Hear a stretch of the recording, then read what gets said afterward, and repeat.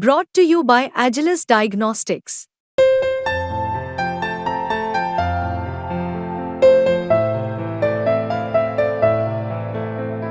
Agilus Diagnostics.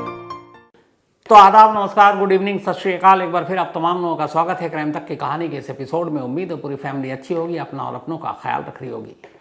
बात 1981 की है, 1981, बाड़मेर राजस्थान में एक जगह है, बहुत ही खूबसूरत, हालांकि गर्मी में गर्म ज़्यादा रहता है। तो इसी बाड़मेर में एक लड़की रहा करती थी। ये वो दौर था, बल्कि आज भी बहुत सारे इलाकों में है, जहाँ बाल विवाह हो जाता है। तो उसी दौर में 1981 में एक लड़की की शादी हो गई और उस वक्त उसकी उम्र थी 13 साल। शादी के बाद लड़की वापस तमाम रस्मों के बाद घर लौट आई, क्योंकि एक परंपरा है, जब बाल विवाह होता है या कम उम्र में शादी होती है तो फिर लड़कियों को ससुराल नहीं भेजा जाता, उसका गौना बाद में करते हैं। गौना एक शब्द है जो सारे लोग जानते होंगे। गौना का मतलब होता है कि एक लड़की को जब शादी के बाद उसके ससुराल विदा किया जाता है तब कहते हैं कि गौना हो गया। शादी पहले कर लेते हैं बचपन में ही, लेकिन वो जब बालिग हो जाती है, बड़ी हो जाती है, तो फिर उसका गौना कर दिया जाता है। तो अमूमन गौना 18 साल की उम्र के बाद कर देते हैं। तो बाड़मेर में रहने वाली इस लड़की की शादी 1981 में हुई। शादी के बाद 4 साल बीत गए, अब वो 13 से 17 साल की हो गई। अब भी साल भर बाकी है उसके गौने में। एक रोज़ अचानक शाम का वक्त करीब 7-8 बज रहे थे। ये वो दौर था जब इस दूर दराज इलाके में, बाड़मेर और उधर जोधपुर, लाइट नहीं हुआ करती थी। लाइट चली जाया करती थी, दिन भर में 2-4 घंटे के लिए लाइट आया करती थी, और वहाँ रहने वाले तमाम लोग इसके आदी भी हो चुके थे। तो गांव में अंधेरा था। अचानक उस लड़की के घर पर दस्तक होती है। एक नौजवान दस्तक देता है। घर की औरतें दरवाज़ा खोलती हैं, एक अजनबी को देखकर चौंक उठती हैं। घर में उस वक्त कोई पुरुष नहीं था, सभी किसी काम से बाहर गए हुए थे। तो वो पूछती हैं कि भाई आप कौन हैं, यहाँ कैसे आए? तो नौजवान बड़ा शर्माते हुए कहता है कि जी मैं जमाई राजा हूँ, आपका दामाद। अब वो सारी महिलाएं फौरन सकपका गईं और शर्मिंदा भी हो रही हैं कि देखो यार, मैं अपने दामाद को ही नहीं पहचान पाई। अच्छा, पहचानती भी कैसे? ये जो पूरा इलाका है और जहाँ शादी की जैसे रस्में होती हैं, आज भी है, वहाँ तमाम महिलाएं घूंघट में होती हैं, लंबी लंबी घूंघट होती है। जब दूल्हा दुल्हन के सारे फेरे, तमाम रस्में होती हैं शादी की, तब भी दुल्हन पूरी तरह से उसका घूंघट होता है। इवन दुल्हन के माँ, बाकी जितनी महिलाएं होती हैं, सब घूंघट में होती हैं। तो उस घूंघट में दूल्हे का चेहरा भी नहीं देख पाती हैं। तो अब वो अजनबी दरवाजे पर खड़ा है और वो कह रहा है कि मैं आपका दामाद हूँ। महिला तमाम जो घर की थी, दुल्हन की माँ और बाकी बहनें, वो शर्मिंदा और शर्मा गई कि देखो घर के दामाद को नहीं पहचानी, बड़ी बेइज्जती है। खैर उन्होंने बड़ी माफ़ी मांगी, उसके बाद बड़ी इज्जत से उसको अंदर बुलाया। अब दामाद है तो हमारे यहाँ तो दामाद की बहुत खातिरदारी होती है। अब उसकी पूरी खातिरदारी हुई। शादी के 4 साल बाद दामाद घर आया था पहली बार। फिर उसने पूछा बाकी लोग कहाँ हैं? उन्होंने कहा सब काम के सिलसिले में गए हैं। तो उसने बताया कि मैं भी किसी काम के सिलसिले में जा रहा था, रास्ते में ससुराल आया तो मैंने कहा आप लोगों को प्रणाम और नमस्कार करता हुआ चलो। तो उन्होंने कहा अब रात हो गई है, तुम कहाँ जाओगे दामाद जी, यहीं रुक जाओ। उन्होंने कहा ठीक है, मैं सुबह चला जाऊँगा। उसके बाद अब उन्होंने कमरा वमरा तैयार किया और फिर उसकी दुल्हन को कहा कि जाओ अपने दूल्हा का ख्याल रखो। और इसके बाद रात बीत गई, सुबह हुई। अब सुबह हुई तो घर में तमाम लोग दामाद साहब के लिए बेहतरीन नाश्ता बनाने में लगे हुए हैं। उधर दुल्हन उठी, आई, अब देखती है कि दूल्हा कहाँ है। घर वाले देखते हैं भैया कहाँ है जमाई जी, बोलो नाश्ता वास्ता रेडी है। तो पता चला कि पहले शायद घर के बाहर टहलने निकल गए होंगे। अब ढूंढ रहे हैं, कहीं वो मिला नहीं। सुबह से दोपहर हो गई, शाम हो गई। अब घर वालों को बड़ा अजीब और ये भी लग रहा है कि हमारी खातिर में कोई कमी तो नहीं रह गई कि दामाद जी नाराज़ होकर चले गए। लेकिन खैर बात आई गई हो गई। शाम होते होते लेकिन अचानक वो लड़की कहती है मम्मी, मुझे मेरे गहने थे शादी में जो दिए थे वो कमरे में नहीं है। तो उन्होंने कहा कि तूने गहने क्यों निकाले? उसने कहा जब वो रात आए तो उन्होंने कहा कि तुम ज़रा अपने गहने में ज़रा सच संवर कर आओ। तो मैंने पहने, उन्होंने देखे, उन्होंने कहा नहीं ये तुम्हारे छोटे हैं, ये पुराने साइज़ हो गए हैं, ये पुरानी डिज़ाइन है, एक काम करो इसको पैक कर दो, मैं इसको नया तुम्हारे लिए बना दूंगा। तो पैक करके उन्होंने वहीं पर रखवा दिया। सुबह मैं उठी तो वहाँ पे तो अपनी जगह पर है नहीं और मेरे पतिदेव भी गायब हैं। अब घर की औरतों को लगा कि ये क्या चक्कर है। फिर भी उन्हें लगा कि शायद दूल्हा है, गहना उसी ने दिया, बनवा देगा, नया ले आएगा, साइज़ ठीक करा देगा। बट उन्होंने कहा कि चलो ठीक है, कोई बात नहीं। अब इसके बाद 2-4 दिन बीत जाता है। घर के पुरुष घर में लौट आते हैं। जब वो लौटते हैं तो उनके साथ एक और शख्स होता है। घर में वो दाखिल होते हैं, उसके बाद बोलते हैं वो घर का जो मुखिया अपनी पत्नी से कि इधर आओ, पहचानो इनको कौन है। तो अब सब देख रहे हैं कौन है भाई। अब वो पत्नी भी सामने खड़ी हुई है, उनकी बेटी। तो कहते हैं पहचानो। सब अजनबी को देख के पहचान नहीं पाए। उन्होंने कहा अरे तुमने पहचाना नहीं, ये हमारे दामाद जी हैं। मैं जहाँ गया था वहाँ ये मिले, हमसे बातचीत हुई, फिर मैंने कहा कि चलिए आप घर भी चलिए। अब जैसे ही वो अपने पति के मुंह से सुन रहे कि सामने दामाद जी खड़े हुए, पूरे घर के पैरों तले ज़मीन खिसक गई कि 4 दिन पहले जो शख्स आया था अपने आप को दामाद बता रहा था, फिर वो कौन था। अब ये बात ऐसी थी कि न बताने बने और न छुपाते बने, क्योंकि एक शख्स आया और रात को दामाद बनकर घर में रुका, सुबह निकल गया, गहने भी ले गया। 4 दिन बाद अब असली दामाद घर में है और ख़ुद घर के पुरुष उसको लेकर आ रहे हैं। अब वो करें तो क्या करें। खैर उन्होंने दामाद की खातिर वातिर की। वो दामाद जेन्युइन था, सीधा साधा था, थोड़ी देर रुका और फिर दिन में ही चला गया वापस। दामाद से कोई जिक्र नहीं किया। जाने के बाद अब घर वालों ने आपस में बात की और उन्होंने कहा ऐसी ऐसी बात थी, 4 दिन पहले एक और जमाई राजा आए थे। अब घर के पुरुष भी हैरान और परेशान। फिर ये हुआ कि क्या। तो उन्होंने कहा भाई हमें लगा दामाद है, तो हमने तो कमरे में भेज दिया बेटी के साथ और वो सुबह गया है। अब तमाम बातें, बात मर्यादा की, इज्जत की, और गहने गायब। अब ये हुआ कि क्या किया जाए। तो पुलिस में कंप्लेन करें तो गहने की चोरी का मामला तो ठीक है, बट वो कैसे बताएं कि पूरी रात वो जमाई बेटी के साथ घर के अंदर था कमरे में। तो पूरे महल्ले में, यहाँ तक कि ससुराल में फिर बात पहुँचेगी, रिश्ता टूट जाएगा, शादी टूट जाएगी। और हमारे यहाँ इज्जत और ये सारी चीज़ें सबसे ऊपर होती हैं। तो क्या करें। घर वालों ने कहा कि खामोशी अख्तियार कर लो, कोई रिपोर्ट लिखाने की ज़रूरत नहीं है, किसी को बताने की ज़रूरत नहीं है। और इसीलिए इस कहानी में मैंने उस लड़की और लड़के का नाम नहीं लिया। ये बात आई गई हो गई, कुछ वक्त बीता।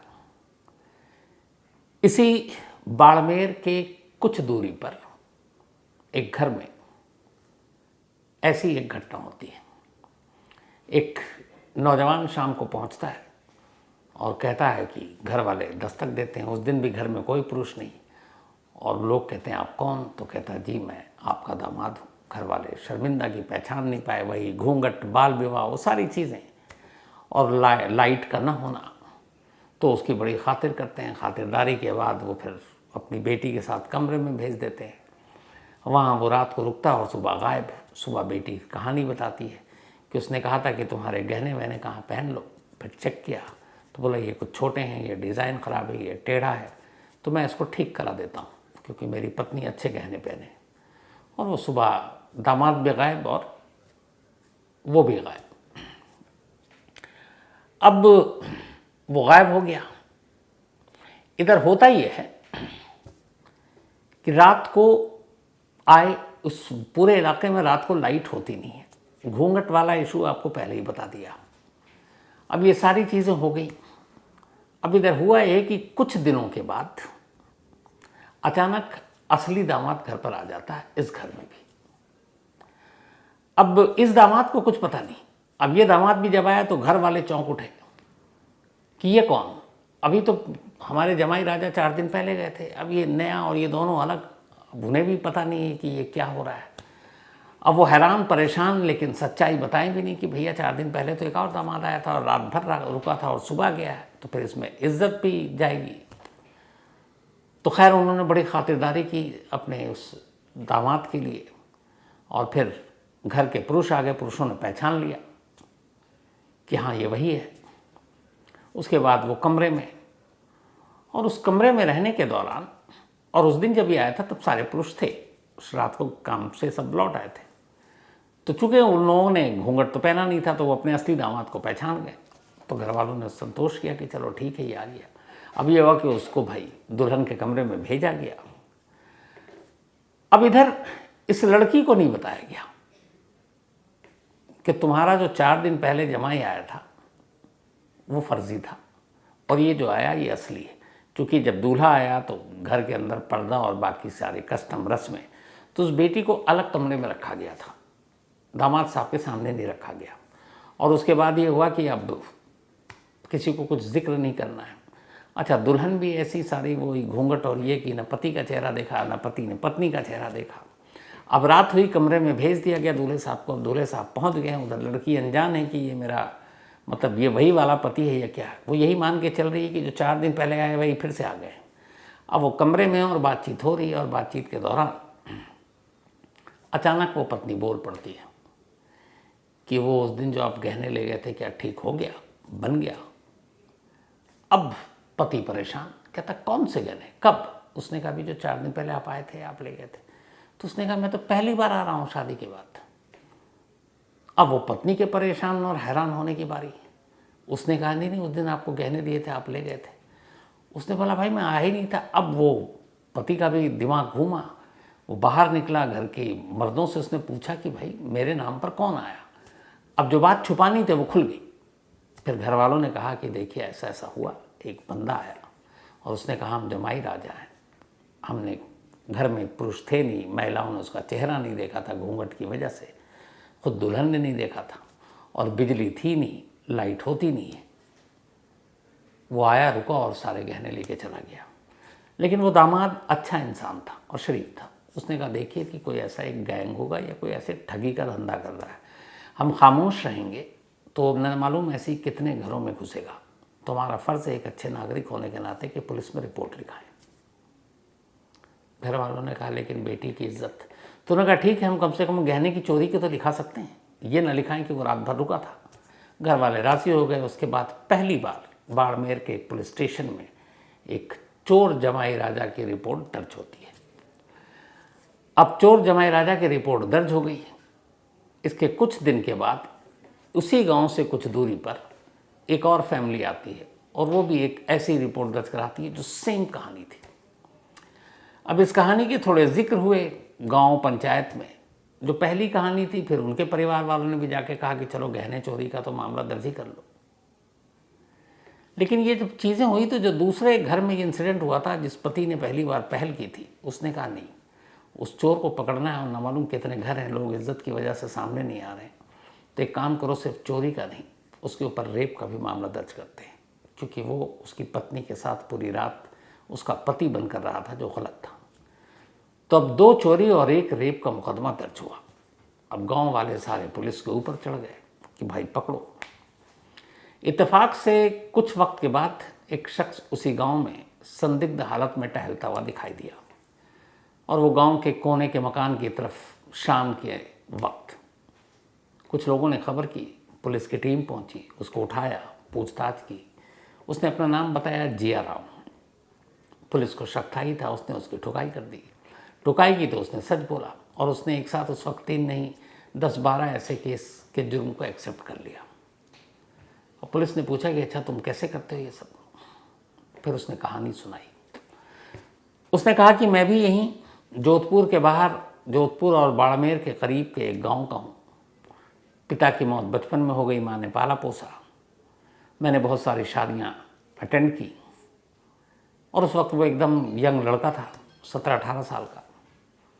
तो उसने कहा कि मैं सारी शादियों में अटेंड कर चुका था और मैंने देखा कि यहाँ जो शादियाँ होती हैं सारी महिलाएं, एक तो बाल विवाह होती है, घूंघट में होती हैं, फिर गौना होता है और गौना कुछ साल के बाद होता है। इस दौरान में जो कल्चर है कि लड़कियां शादी के बाद ससुराल नहीं जाती, सिर्फ शादी के बाद एक ही बार जाती हैं, कुछ रस्में होती हैं और वो लौट आती हैं। लड़का लड़की को एक साथ रुकने की इजाज़त नहीं दी जाती है। फिर वो लौट आती हैं और मुलाकात नहीं होती। जब लड़की बालिग हो जाए और उसका गौना हो तब वो अपने पति के पास जाती है और फिर पति के साथ वो रह सकती है। तो इस शादी और गौना के बीच में आमतौर पर 3, 4, 5, 6 साल तक का एक टाइम लग जाता है, जो कि लड़कियां कम उम्र की होती हैं। तो उसने कहा कि बहुत ज़्यादातर शादियों में देखिए कि न लड़का लड़की का चेहरा देखा है, न लड़की ने लड़के का चेहरा देखा है, न रिश्तेदारों ने दूल्हा का चेहरा देखा, न दुल्हन का देखा होता, क्योंकि सब घूंघट का कल्चर है। तो बोला उसी वक्त मुझे कुछ पैसों की ज़रूरत थी। फिर मैंने देखा कि शादियों में बहुत सारे गहने पहनती हैं महिलाएं। फिर मेरे दिमाग में आया कि ऐसी चोरी करो जिससे लोग लुट भी जाएं और बता भी ना पाएं, क्योंकि बात इज्जत की होगी। तो उसने कहा, तब मेरे दिमाग में आया कि ऐसी लड़कियों को मैं निशाना बनाऊं जिनकी शादी तो हो गई है, गौना नहीं हुआ, और शादी हुए भी करीब कम से कम 1-2 साल या 3 साल हो चुके हों। तो बोला चूंकि उस इलाके का रहने वाला था, जिस घर से बारात निकलती सब आइडिया होता। फिर मैं पता करता अपने लेवल पर कि उस लड़की की उम्र क्या है, गौना कब तक होगी। तो जिसमें भी मुझे 4 से 5 साल के बीच गौना का जो वक्त होता पता चलता, तो मैं उन घरों को फिर निशाना बनाने की प्लानिंग शुरू करता। लेकिन उसमें भी ख़ासतौर पर पहले उस घर को जो घर कोने में हुआ करता। ये पहला था साजिश का प्लान। दूसरा, कि इन सारी चीज़ों को करने के बाद मैं इस बात की मतलब उसमें लगा रहता कि इस घर के जो मेल मेंबर हैं, जो पुरुष हैं, वो इस घर से कब बाहर जाएंगे काम पर, या शहर या फिर ज़िला में, या फिर वहाँ से निकल कर दूसरे कस्बे में, और जिस रात वो घर नहीं लौटेंगे उसी रात उनके घर में मुझे दाखिल होना है जमाई राजा बनकर। इसलिए कि जो पुरुष हैं वो अगर रहेंगे तो वो मुझे पहचान जाएंगे, क्योंकि वो घूंघट में है नहीं, वो दूल्हा का चेहरा जानते हैं।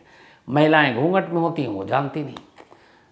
तो फिर मैं सारी चीज़ों की रैकी करता, और जिस घर में जिस रात पुरुष नहीं होते मैं वहाँ पहुँच जाता।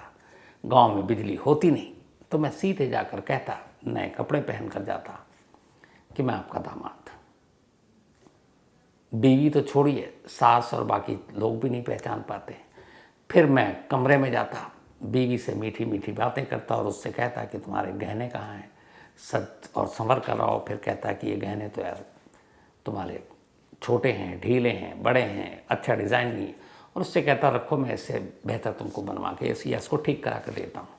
और जब सुबह सब सो रहे होते तो बड़ी खामोशी से उठता और 4 से 5 बजे के दरमियान घर से रफू चक्कर हो जाता। फिर वो बड़े शहर में जाता, वहाँ उन गहनों को बेचता, उस पैसे से ऐश करता। फिर उसके बाद उसके निशाने पर वो सारे शिकार होते जिन जिन की शादी और गौना हुई थी। उसने बाद में उसको पुलिस ने जब इस सारी चीज़ें मान ली 4-5, उसको गिरफ्तार किया, जेल भेज दिया। लेकिन सिर्फ चोरी का उसके ऊपर मामला साबित हुआ, क्योंकि फिर रेप के मामले में गवाही और बयान इज्जत की वजह से लोग आगे नहीं आए। तो कुछ महीनों में छूट गया। फिर वहाँ से वो दूसरी जगह गया, फिर उसने वारदात करनी शुरू की, फिर पकड़ा गया, फिर तीसरी जगह गया, फिर पकड़ा गया, फिर बाहर आया, फिर करता रहा। 81-2 से उसने ये शुरू किया था और ये सिलसिला 2010 तक चलता रहा। सोचिए, मतलब करीब 30 साल तक। 30 साल तक वो करता रहा। लेकिन कमाल ये है कि इन 30 साल में उसने कभी अपने गांव में ये हरकत नहीं की। जब आखिरी बार वो पकड़ा गया, ये 2006 या 7 की बात है, तब उसने, एक इंस्पेक्टर था उसके सामने, एक्सेप्ट किया कि मैंने अपनी पूरी ज़िंदगी में करीब 250 लड़कियों के सुहाग चुराए, यानी 250 लड़कियों के साथ उनका पति बनकर एक रात उनके कमरे में गुजारी है और फिर उनके गहने सुबह लेकर भाग गया। 250 केसेस। जब पुलिस से पूछा गया कि अगर इतनी बड़ी तादाद में है तो फिर क्यों नहीं आपने मतलब मामला दर्ज कर इसको लंबी सज़ा हुई, तो पता चला कि ज़्यादातर लोग इज्जत की वजह से सामने नहीं आए। कुछ लोग सामने आए तो सिर्फ गहने की बात, लेकिन फिर धीरे धीरे ऐसी बात हो गई कि अगर कोई गहना चुराने की बात भी रिपोर्ट में लिखाता तो गांव में बातें हो जाती कि गहना नहीं, पक्का इसके घर में भी वो आया था चोर जमाई राजा और इसके साथ भी रात गुजारी। तो गांव में ये चीज़ें तेज़ी से फैलती हैं। माँ बाप, घर के लोग इज्जत की खातिर फिर खामोश होने शुरू हो गए। धीरे धीरे वो गहने चोरी का भी इल्ज़ाम लगाने उन्होंने बंद कर दिया। लेकिन इसका खौफ ये हुआ कि जब ये बातें फैली तो पूरे जोधपुर और बाड़मेर के उन इलाकों में उसके बाद जब भी कोई दामाद आता, यहाँ तक कि असली दामाद भी अगर आ जाता, तो पहले उसकी तस्दीक की जाती, उसको बिठाया जाता, उसके बारे में पूछा जाता, पुरुषों को बुलाया जाता, कहता कि आप शिनाख्त करो, और उसके बाद ही उसे घर के अंदर एंट्री मिलती। ये दहशत थी। 250 सोचिए दुल्हनों को उसने ठगा। 2016 आखिरी बार 2016 में जिया राम की बीमारी से मौत हुई। उसका फेफड़ा खराब हो चुका था और उसके बाद उसकी मौत हो गई। जिया राम का खौफ इस कदर था कि लोग मतलब इस घटना के बारे में बात करने से भी डरते थे। 250 तो उसने अपनी ज़ुबान से कही ये बात कि मैंने ये किया है, लेकिन पुलिस के हिसाब से जो मामला दर्ज था वो इसका 10% भी नहीं था, क्योंकि बात इज्जत की थी, लोग आए नहीं। तो 90 के दशक में जोधपुर और बाड़मेर, ये वो नाम था जिया राम, और जिया राम से ज़्यादा जो नाम था चोर जमाई राजा। खौफ हर तरफ था, हर घर में, ख़ासतौर पर उन घरों में जहाँ पे नई नई शादी होती थी। और कहीं ना कहीं देखिए इस शादी का फिर और इस चोर जमाई राजा का ताल्लुक उन चीज़ों से भी है।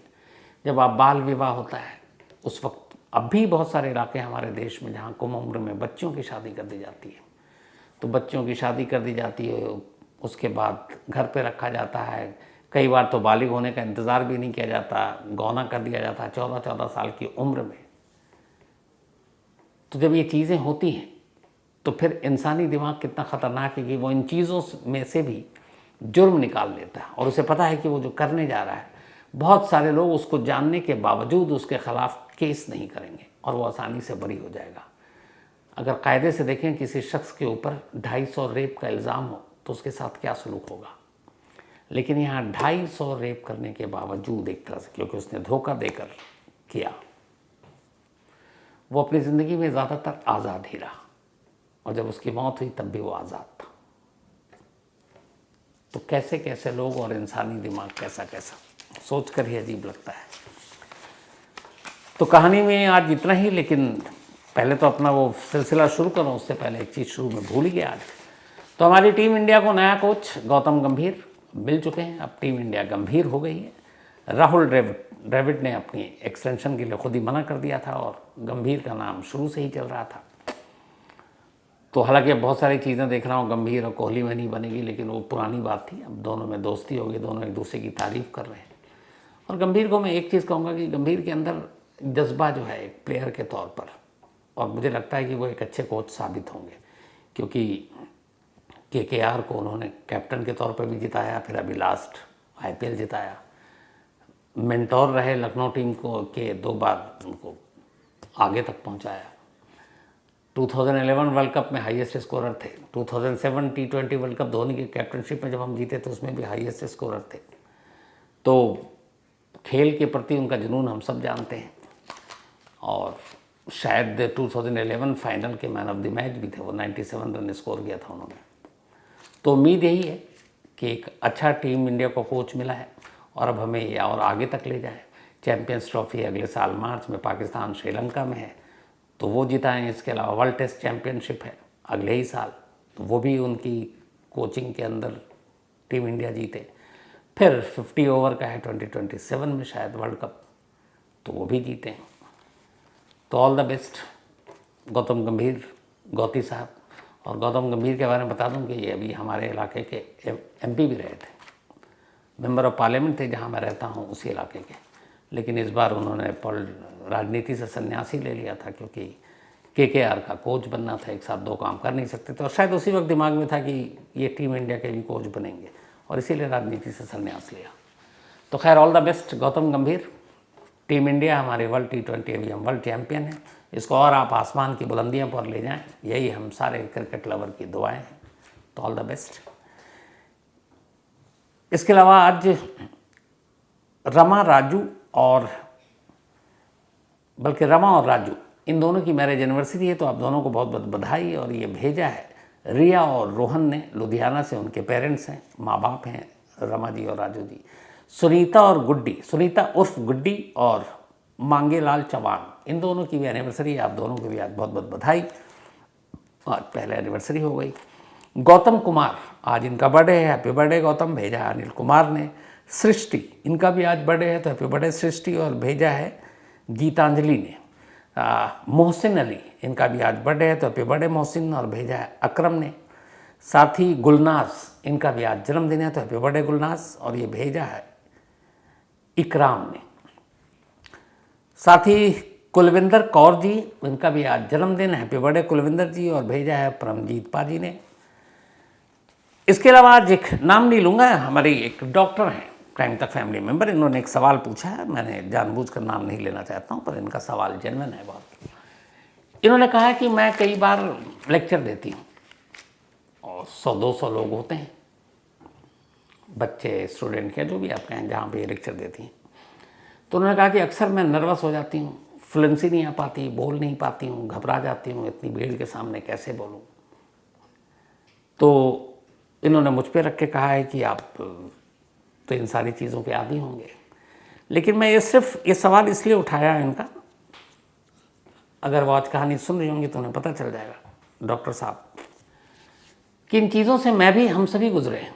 मैं आपको अपनी कहानी बताता हूँ कि जब मैंने पहली बार टीवी में कैमरे का सामना किया तो मुझे कोई दिक्कत नहीं हुई थी, क्योंकि सीधे पीछे सिर्फ कैमरामैन था और आगे मैं था और आसपास कोई था नहीं। बहुत वन टेक में मैंने सब कुछ कर दिया।